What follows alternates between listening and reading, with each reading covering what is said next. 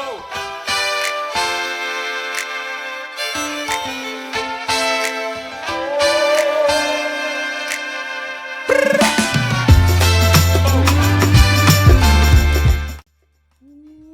you just love when that music drops every week? Welcome back.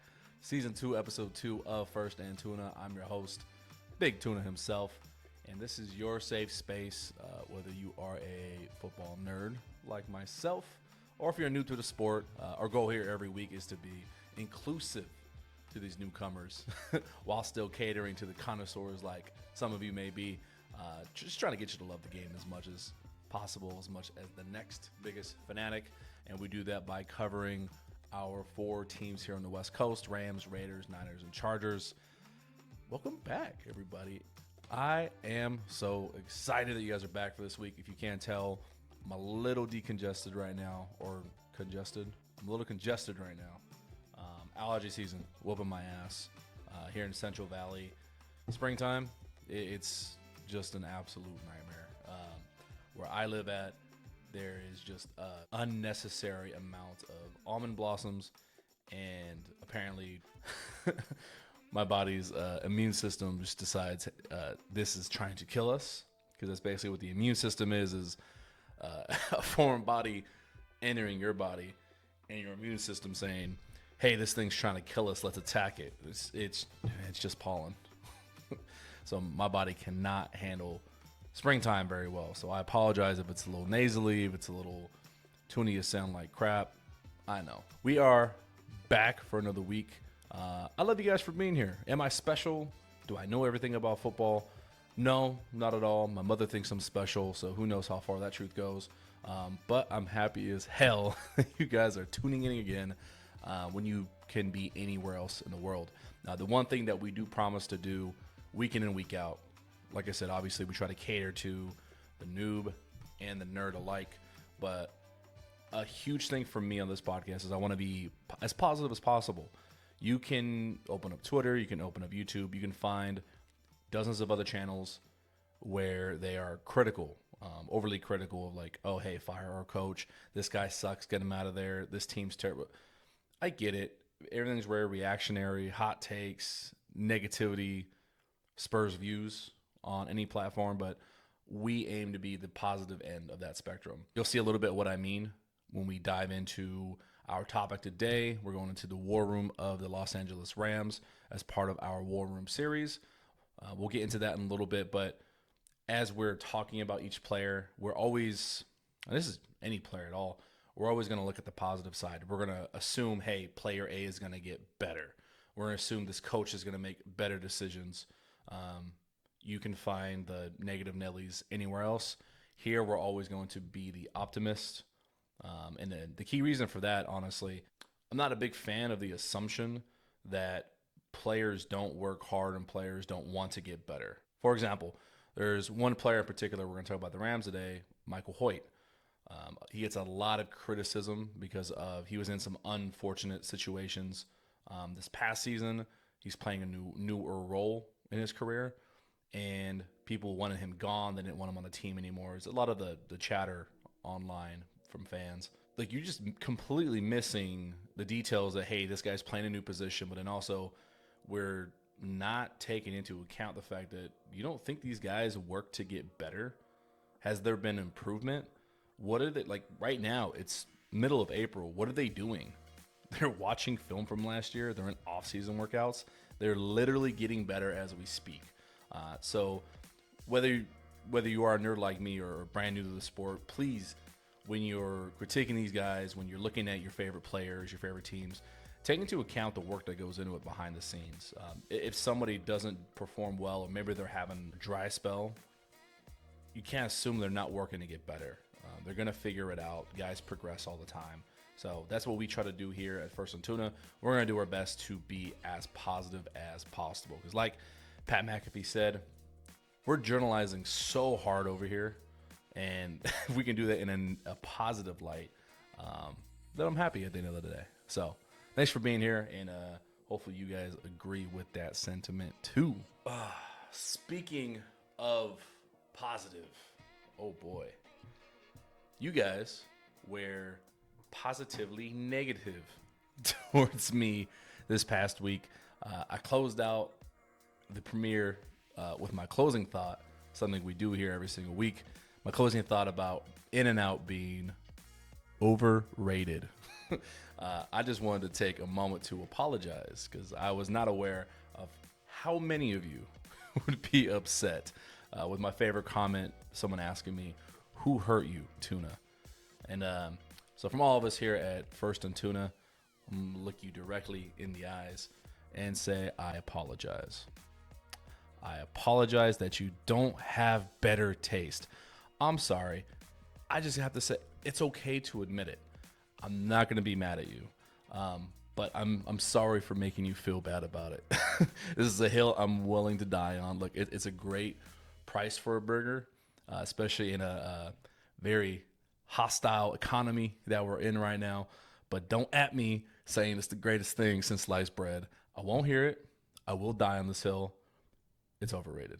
So I'm doubling down. I love you guys, but I apologize for making you feel bad about it. So there we go. Positivity. Now that we've started this episode extremely hostile, I'm sure the timing's perfect for me to say some thank yous to some folks. But no, seriously, before we do jump into the core of the content, I just want to make sure to ask you nicely to forgive me and subscribe to the channel wherever you are listening to this platform on. We are on a few platforms, YouTube, Spotify being two of them. Thank you to a few folks helping bring this episode and honestly this podcast at all to existence.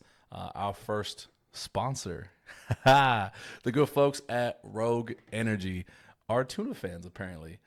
So word from them later in the episode. Thank you to Moonbound Media for powering us, making sure our hardware here isn't an embarrassment. David from Moonbound, good friend, thank you. My sound hardware, I feel more professional. Thank you, sir. And finally, thank you to the Uncle Dad Podcast, having us as a podcast pal, being part of their network. Very awesome. They've been doing it for a few years now. Go check out their podcast. Links are going to be in the description below. So with that being said, let's do some football stuff. So as we navigate the waters that is the NFL offseason, remember we mentioned last week that every new season actually begins in March of every year, not in September when kickoff is. That's when free agency period begins. The lead up to the draft happens April 21st, 22nd. Sure, I'm incorrect there. We've got about 2 or 3 weeks left until the draft as of this recording. The offseason right now is ripe with news, player movement, new coaches, fired coaches, especially for the 4 teams that we cover. There's been a healthy amount of news for us to break down to keep us entertained leading up to the draft. So as we get closer to the draft, we've released a schedule of the next 4 episodes, including this one, where we're going to dedicate a full episode to each team, today being the Los Angeles Rams. We're going to be looking at their draft needs. Are we going to be doing a mock draft? Maybe we'll play around with it as we get closer, but if you're on any social media, you've seen probably at least a few dozen, if not 100 or so mock drafts from experts, fans, people on Reddit. If you're like me, you may have seen it and you've maybe glanced at one name and just moved on. Mock drafts are cool for the point of I like just seeing some names, maybe guys I hadn't really paid attention to before, like, oh, I hadn't seen that name. Let me look at some of his highlights and just kind of see who this player is. Just getting more aware of some of the rookies. But I don't think it's super important or critical to do mock drafts for true analysis. But we will look at draft needs in the sake of maybe a few hot takes and who I think one of these teams should draft, players that make the most sense, or just generally someone I would like to see on that team.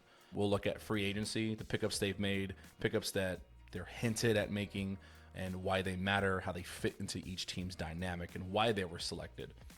And then finally, a 2024 outlook, and maybe why you should be a fan of that team. Some things to be excited for them. So without further ado, let's jump into it. We're going into the war room of the Los Angeles Rams. We're going to play the role of general manager Les Snead and head coach Sean McVay. Let's see how they finished up 2023.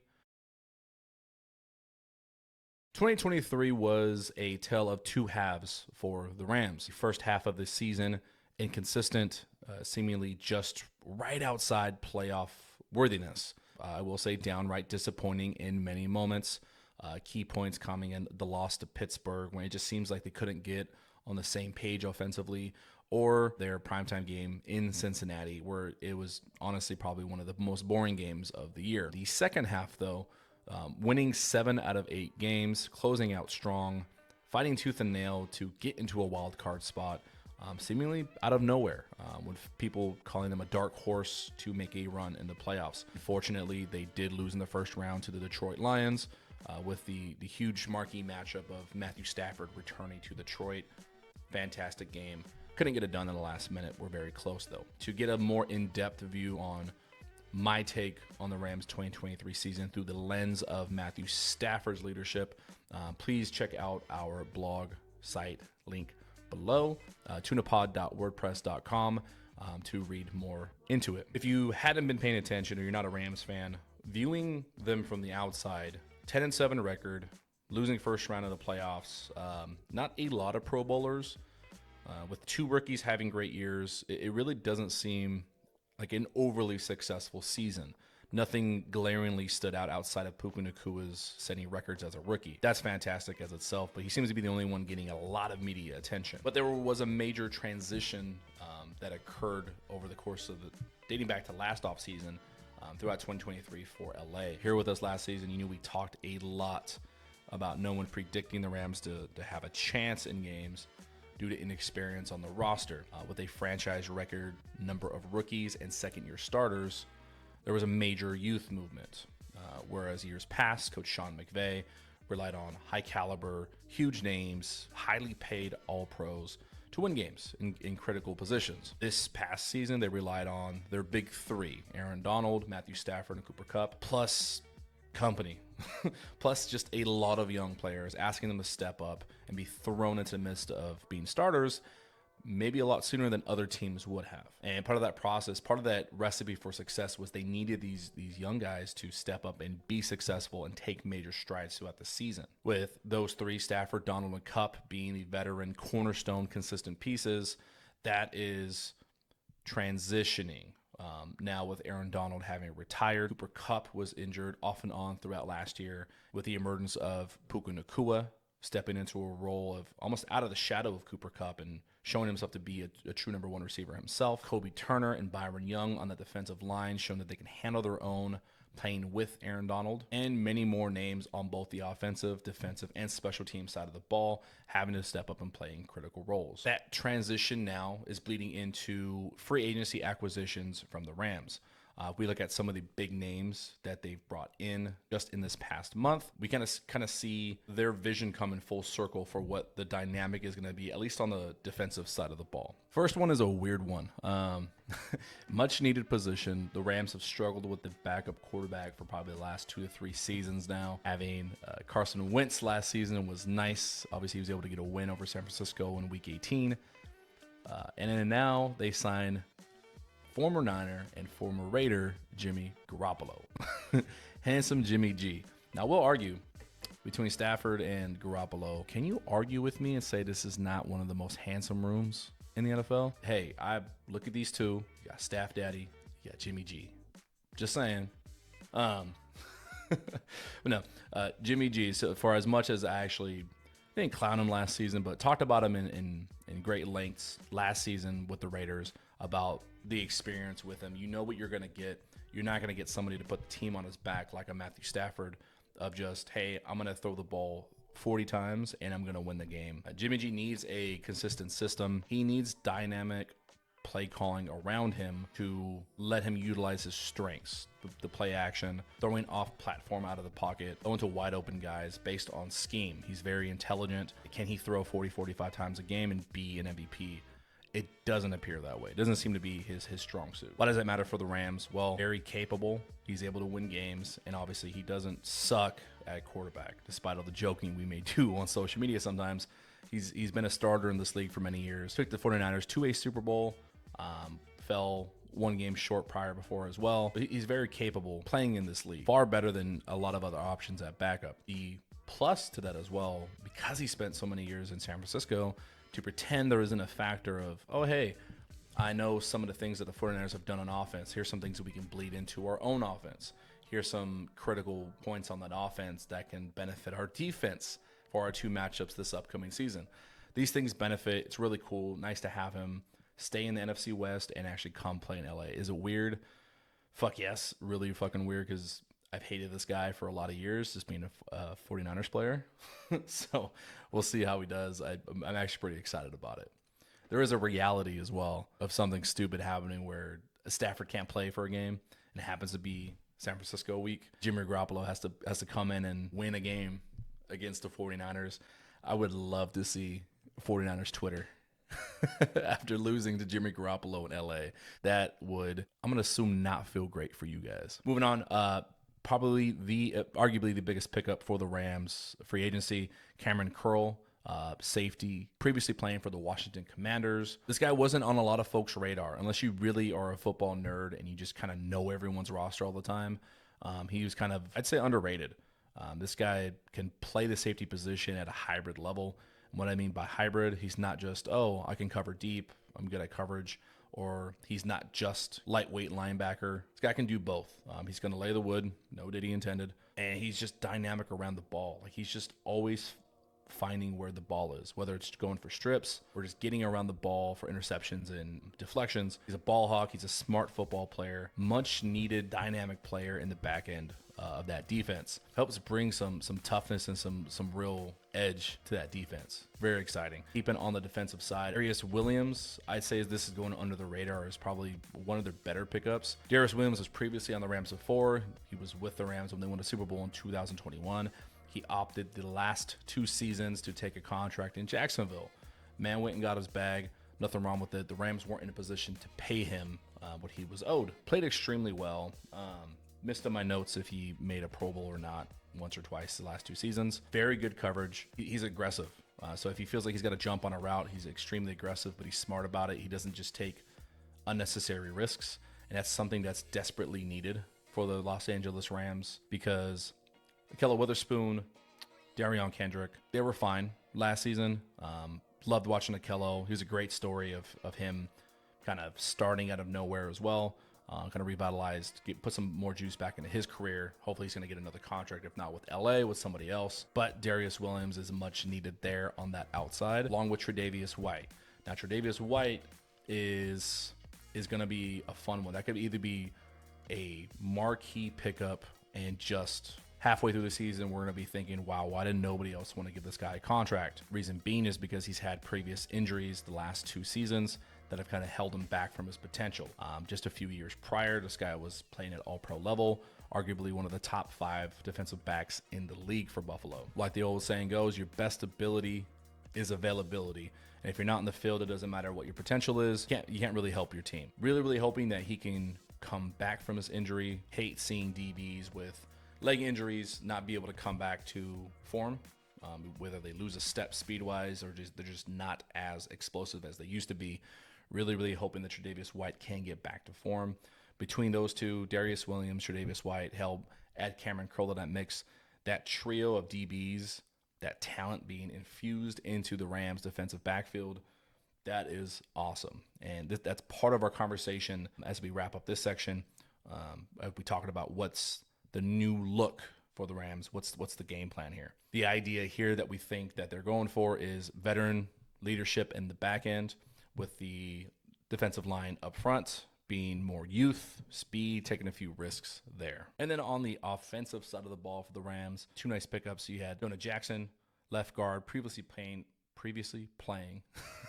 for the Detroit Lions. Just a big motherfucker, honestly. If you want to run the ball, have consistency in the pass blocking area in the middle of that line, I think the Rams are going to have one of the best trios of interior linemen in the league outside of probably Detroit and Philadelphia. Philadelphia, even without Jason Kelce, they've got a great line. Last season, rookie Steve Avila, he played left guard, played great. He's going to move over to center, which isn't as, I actually don't know how difficult that is of a transition. Obviously, you've got one more task to do. You've got to not only snap the ball, but you got to know everything as much as the quarterback does. Snap count, potential audibles coming in, helping the quarterback sort out what's happening on the defense, all pre-snap. It's difficult. I think he can do it. He seemed to be an extremely smart player coming out of college and showed that last year. So with Jonah Jackson on the left guard. Steve Avila is going to go center. That offensive line is looking pretty solid in the middle. And then rounding up the free agency acquisitions, Colby Parkinson. Now, this one caught a little bit of flack on Twitter because he was Seattle's third string tight end, and the money that they gave to him, a lot of people say it was, oh, they paid too much for somebody his caliber, especially considering that they just extended and paid Tyler Higbee a solid extension back end of 2023. A few things to note from that. One, tight end was a needed position because Higbee suffered ACL, MCL injury during that Detroit playoff game. He's going to miss significant time at the start of the season. They haven't really said how much time yet. Colby Parkinson brings a different type of game to that tight end spot. He's a big dude. 6'7", 250, 260. He's a large fucking guy. Rams haven't had somebody like that athletic, that great in the run blocking category, I would say, since, I can't remember, before Tyler Higbee, another tight end would be like that. The fact that he was a third string in Seattle, it is historically known that Seattle and under Pete Carroll, they don't really utilize the tight end position as well as other teams, especially in the division. Who's to say why Colby was third? But from what I've seen on tape about Colby so far, he's great in that vertical threat. I'm not sure in the short passing game, but Matthew Stafford loves hitting intermediate routes over the middle. Having a 6'7" guy running vertical seams is a nightmare for opposing safeties and linebackers. Dude plays nasty, and that's needed in the run blocking game. Combine that with pickups like Jonah Jackson. Combined finally with the fact that Kyron Williams is going to be leaned on pretty heavily this season. I think the Rams are poised to just run the ball down everyone's throat. And that's going to be really fun to watch, to be honest. I don't see a miss on any single one of these. The biggest what-if factor really is the Tre'Davious White pickup because of his injury history. Looking at what the numbers were for his contract, super awesome to have that veteran leadership. I think that secondary is going to be a lot better than it was last season because that was a glaring hole. Because the pass rush wasn't the absolute best, those young guys were really taking a while to come into form, put a lot of strain on that secondary. All right, so let's take a look at what the Rams still need, either by way of free agency or picking these guys up in the draft. Because Jimmy G is going to be out for 2 games. Anita is still technically backup quarterback.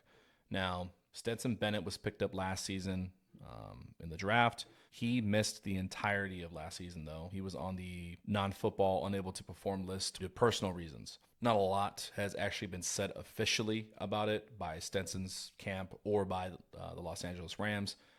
But it's rumored about something involving substance abuse because of his history at the University of Georgia. Not going to go into it. I'm not going to give my opinion on it because, frankly, that's personal. Well, if it was wanted to be out there publicly, either Mr. Bennett or Coach McVay would say something about it on his behalf. I like to trust in the Rams organization, honestly. I'm kind of a homer in that regard, that they've done so well under McVay's leadership that if they're staying tight-lipped about something, I'm going to assume it's for the best reason. They don't tend to be withholding information for bad reasons. They tend to be for the reason of privacy. You'll never hear about personal issues coming up, like for Aaron Donald, about holdouts, things like that. So if they're staying tight-lipped about it, let's just respect the guy's privacy. We'll hope he can play. We hope the best for him one way or another. But that being said, as a roster move, position is going to need to be figured out for the first 2 weeks of the season because Jimmy Garoppolo will not be available. Where can they get that? Obviously, they can draft the rookie. I'm not saying that's ideal. I think you go out and get a flyer on a guy in free agency. There's plenty of folks still out there. And who's to get cut from after the draft or maybe trade a future pick for somebody in the short term. The big talking point from everybody that wants to talk about the Rams on the internet is edge rusher. Aaron Donald even mentioned it. The one thing that he would do to help improve the defense in his absence is get an edge rusher. Not to say that the current slate of edge rushers on the roster are not good, but you still need more and more because that's just the way the game is played today. It's a quarterback-driven league, so how do you win on defense? You get to the quarterback. The fastest way to get to him is with a dynamic playmaker on the edge. And when we say edge rusher, that can be an outside linebacker or defensive end. It could be a true stand-up end, or it can be disruptive 3-tech. 3-tech being a 3 technique that's referencing a defensive lineman's position on the defensive line and where he lines up against the offensive line. So kind of the position Aaron Donald played for the majority of his career. We've got a few guys that we're highlighting by way of who can take a leap at that position or guys that I would like to see the Rams draft at pick number 19 in this draft. Other needs that do get tossed around, although there is a left tackle in Alaric Jackson, he's not prototypical cornerstone franchise left tackle that you hope to have, kind of like a Trent Williams in San Francisco. That's not Alaric Jackson. So that is still a need that needs to get figured out for the long term at some point for the Rams. And then special teams, kicker and punter. The Rams had one of the most woeful kicking experiences. They went through 3 or 4 kickers over the course of the entire season. Hell, they may have won an extra game or two if they had a consistent kicker. Punter, I love Evans. He's got a strong leg, but he's had some issues with his directional punting. Is that a source of just inexperience? I do think so. But I don't think there'd be anything wrong with bringing in another rookie or a veteran punter to challenge him during OTAs and training camp, just to kind of push his limits and see if he really is the punter of the future. And I know it sounds silly to say punter of the future. I think it is criminally underrated to undervalue both kicking positions in the National Football League. Having a poor punter can be the deciding factor in a game. I do think that if Ethan Evans was a more experienced punter, the end of the Baltimore Ravens game wouldn't have been how it ended, with a punt return overtime win for the Baltimore Ravens. Not placing that whole blame on him. Obviously, the coverage team has to do their job, but kicking it directly into the middle of the field in a critical situation and during a long game usually isn't something a veteran punter does. Just my take on it. A huge thank you to our first sponsor in Rogue Energy. If you guys have not checked out Rogue Energy, if you're in the field, you need a little bit of that boost when you're gaming, because technically they are a gaming company at heart, rather than looking at and going to those canned, heart attack inducing energy drinks. That's just me, honestly. I can't drink canned stuff. It makes me feel like my heart's going to be out of my chest, and I don't particularly think they taste good. They just kind of taste like antifreeze, for example. One of them, I'll leave them unnamed. I love it. It's not gonna give you a sugar rush. Super awesome. Use our code Big Tuna at checkout.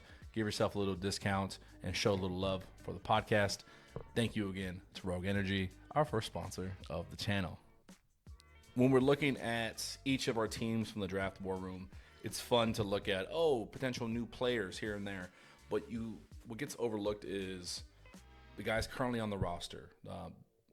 They get looked at as fringe guys or players that aren't already, if they're not already all pro, like, they're no good. We're in such a state these days in the world of you're either amazing or you suck. Well, that isn't how any roster is comprised of. No roster is comprised of just all best of the world players. I want to take a moment on each of these teams when we go through the war room process. Key players I think are destined to or need to take a leap and improve for next season if the team wants to have. Some of the guys that I'm paying attention to, one of my favorites, a fan favorite, Byron Young, and then alternatively somebody who received a lot of just negative talk over the course of the season, Michael Hoyt. Since we just mentioned that the Rams are potentially looking to draft somebody at the edge position, these two guys could fill that role. Byron Young, very good opening to his career. He was able to get a handful of sacks. He put a lot of pressure on the quarterback. He was a little inconsistent. He's super talented. Dude's just crazy fast. He runs like a sub 4.4, extremely strong. But some people think that he doesn't understand how strong he really is. That was shown in glimpses over the season where he just completely would collapse the pocket by bull rushing a left tackle all the way into the quarterback. As early as week 1 against Seattle, we saw that. Where he can take the next step, and where I'm pretty sure he has. His pass rush set of moves is going to improve. I believe he's got the natural athletic ability to have more bend around the edge. When we say bend around the edge, you ever watch somebody rushing the quarterback from outside the tackles? They don't just run they're not just upright standing and running straight into somebody. It is super freaky athletic. They will be completely off center. Their feet will be almost 2 feet out from under them, and they're almost falling over and just kind of taking a rounded edge. It's the weirdest. It's super hard for me to put in the words and explain. Just pay attention. Go watch like Myles Garrett, TJ Watt, guys who are excellent at that when they're speed rushing around the edge. It's just crazy how off center their feet actually are. and yet they're still able to keep their balance and get to the quarterback. So Byron Young has that natural gifted ability. Michael Hoyt also has the size and the strength to be a very good pass rusher. The difference with him, though, he started on the defensive line as a 3 technique, so he's a little bit, I won't say slower, but he's not as fast as what people desire from an edge rusher. I believe his playing weight was about 275, 280. He's a big guy. He transitioned from defensive line to outside linebacker out of need because of lack of depth from the 2022 season, making that transition, busting his ass to get there, being able to beat out anybody else that was on the roster and start at that outside linebacker position goes to show that from 2022 to 2023, he did make a leap. The fact that the Rams, trusting him, re-signed him back to the roster, and he's going to make a push for a starter position again at that outside linebacker position. I don't see a reality where this guy doesn't get better, where he makes strides. And remember that the Rams do have a new defensive coordinator. God, I can't talk.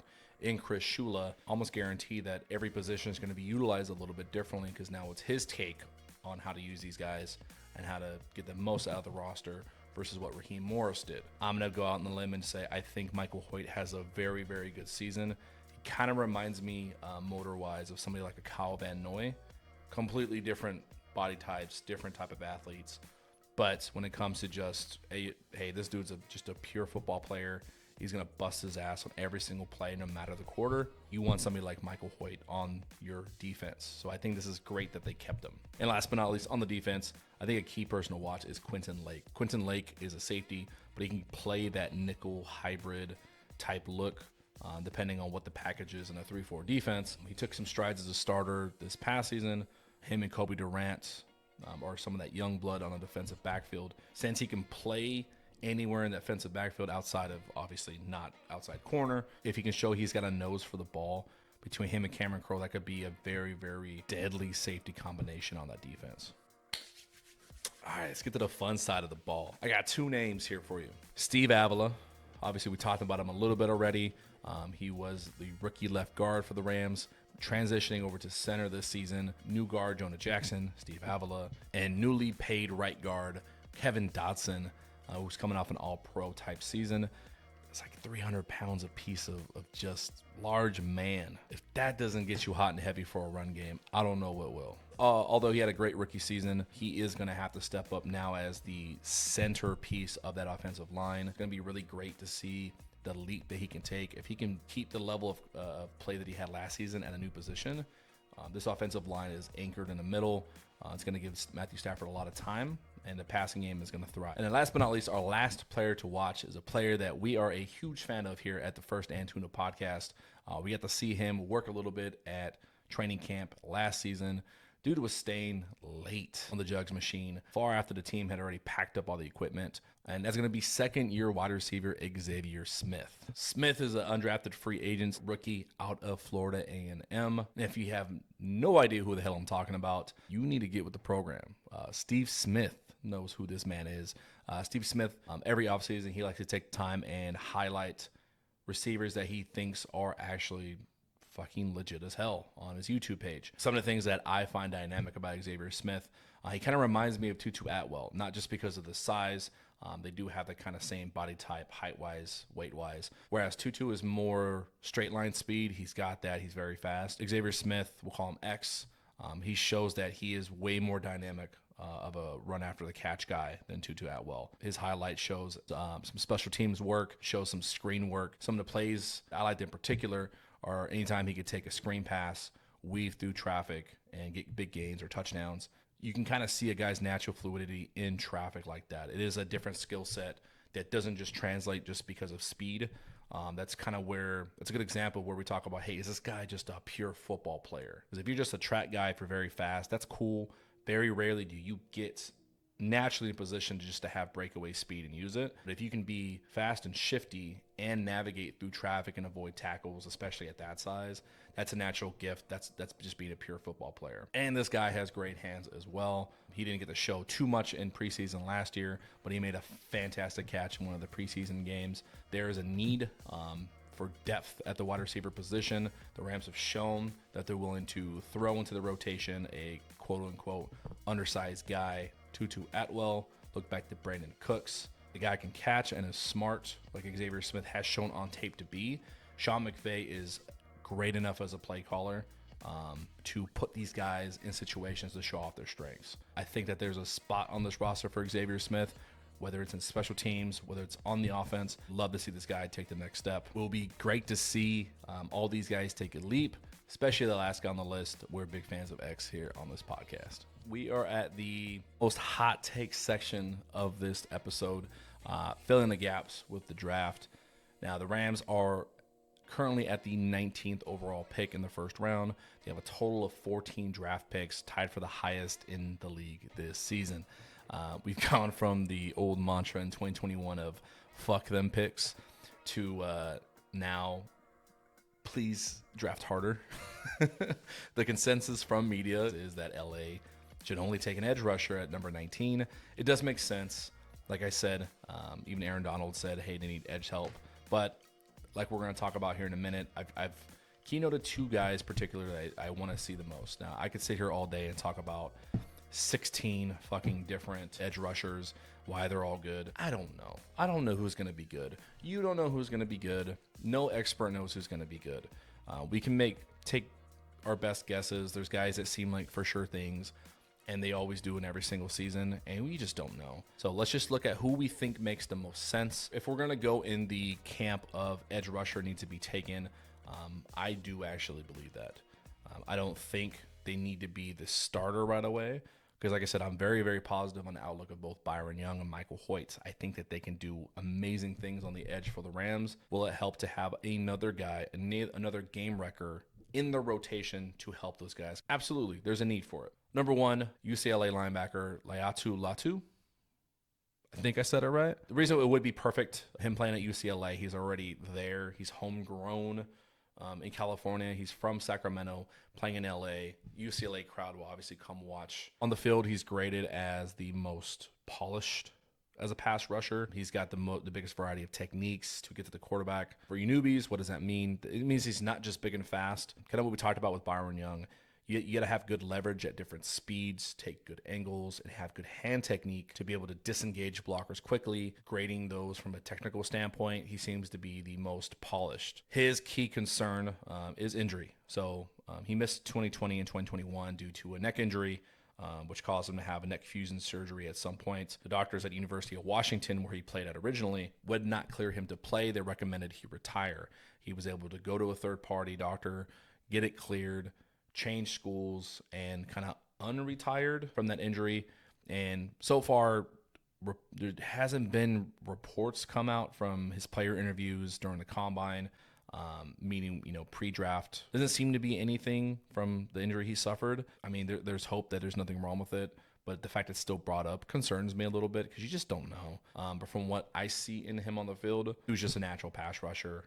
I would love to see him fit in on the Rams. He'd be a great additional piece.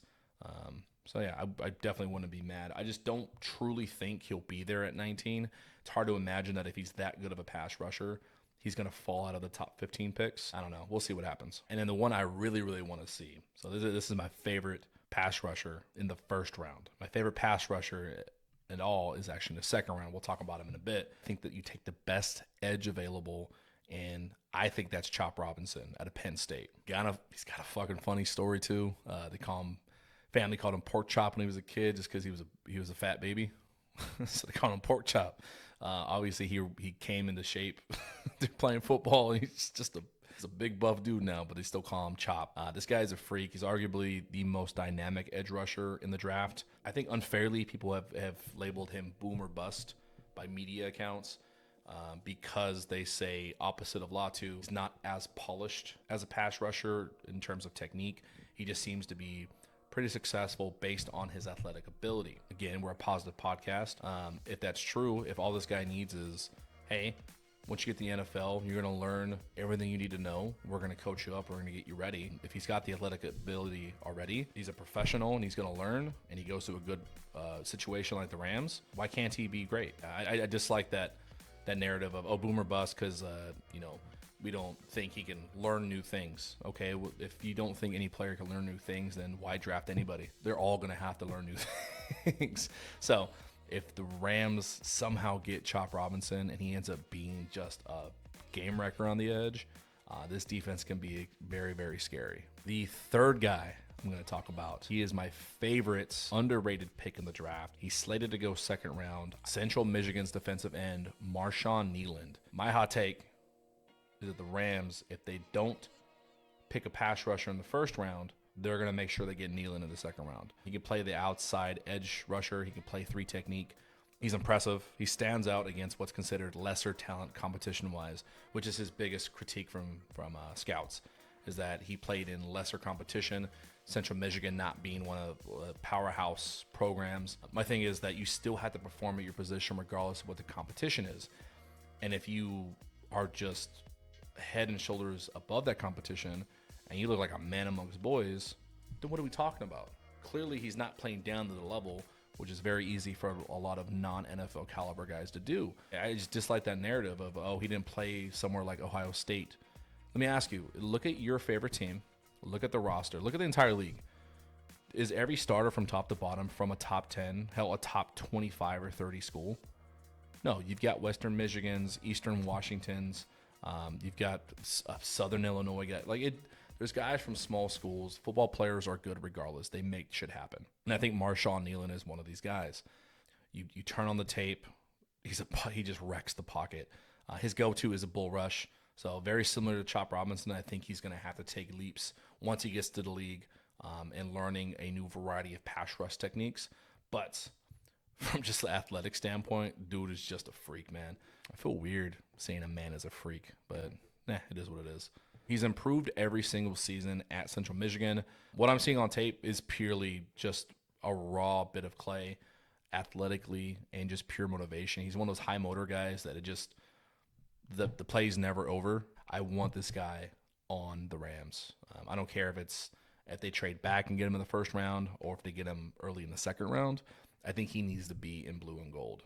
That's my wish list of guys for them to pick up and draft or get the rest of the offseason. Defensive ends and give us a fucking kicker.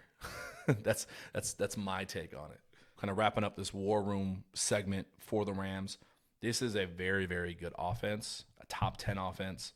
My outlook as a homer for the Los Angeles Rams, I think this is an 11-win team. Better record than last season, obviously, at 10.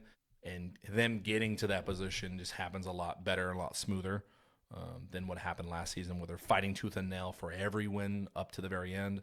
I see the Rams winning a lot more comfortable games this upcoming season, with my final hot take being, I believe Puka Nacua wins. Oh, man, do I say it? Do I really believe it? Yeah, I really believe it. I think Puka Nacua wins Offensive Player of the Year. I just think that because of how great of a run after the catch guy he is and how dynamic of a play caller Sean McVay is, I think he's going to take another leap. I think this guy puts up another 1,300 yard receiving season, but I think he takes the next step and gets to that double-digit touchdown range as well. That's my outlook for the Rams. 11 wins. Puka Nacua Offensive Player of the Year. I think we're due for a Rams and Niners matchup. I think there's been enough back and forth. If not, do I think they make it? Yeah. I think we have an NFC Championship rematch. I think we're due for one. I think it ends up being in San Francisco, though, just because I do think the Niners will end up with a better record. Their episode will come up here in a few days. But, yeah, I think Rams finish 11 wins, top offensive player in the league, and they end up facing the Niners in the divisional round or the NFC Championship game come playoff time. So we'll see. We got 10 months to figure out if I'm right, barring injuries. That's my outlook for the Rams. Oh, man, that was long-winded, man. Between being congested and just feel parched. Still getting used to how to do this podcasting for you guys. With so much scheduled that I've got coming out for you guys over the next 2 to 3 months, I'm staying a little bit tight-lipped until we get dates locked in. But I am very, very excited to talk about some of the folks that are going to be coming on when we do start our interview series in May. We've got folks like Bryce Todd, photographer for the Rams, is going to come on and share a little bit of his story. We got Steve Smith owner of Smitty's Wings, who spent some time in the league. He's got a great football story as well. Local hero Chris Hall, a good friend of mine, fantastic coach out of Stockton, doing great things for student athletes. The whole goal doing these interviews for you guys is sharing football stories, showing people why we love the game, some points of connection to why you should love the game, or maybe even love it even more. But these are just some of the good folks that we're going to start having on. Very excited. Be on the lookout for those announcements, and I will see you guys next time.